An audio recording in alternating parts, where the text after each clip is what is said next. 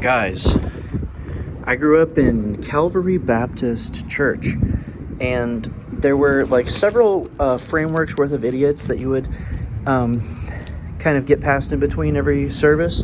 One of them was this really like kind of rigorous guy who would go down these like Chuck Missler level rabbit holes about eschatology and vocabulary words that are like improperly translated 40 or 50 fucking times. Maybe that's hyperbolic. I don't think it is. And or you would get the other version, which was kind of just like, let's wait for God to tell us what to do. So you have the let's wait for God to tell us what to do guy, and then you have this other guy who's like rigorous about eschatology and processing it incorrectly. So correct me if I'm wrong, and I'm not wrong. Just know I'm not wrong about this.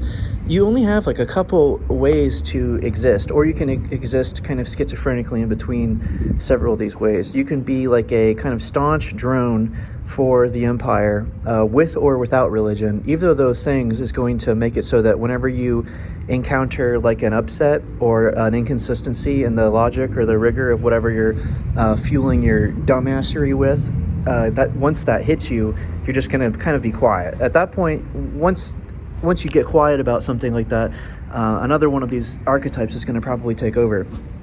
And then you have like true schizophrenics, and these are people who are usually willing to do anything for the cause that they have determined or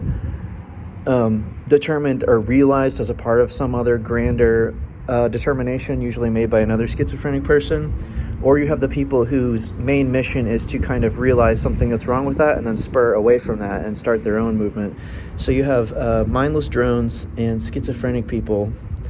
And then you have like people who exist on the outside, and that's what categorically that's what I would exist as, right? Because people who draw or people who paint or people who make art like to think that they are that thing. And you could say like, oh, you're not separate from that, or you are, but like culturally there's a separation there that I think that most people would acknowledge.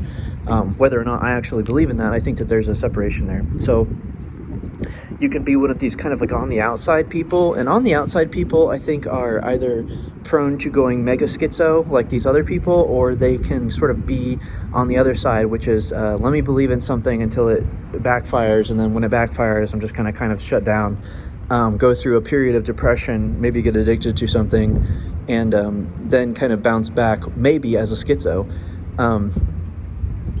And then there's maybe like a fourth archetype, which is maybe like a blend of maybe one or two of these other things, which is you have these like kind of universalists who believe that one of these outside things is going to help people realize another option, and then that will kind of bring about a global or even universal sense of peace and kind of like a sense of primary agenda.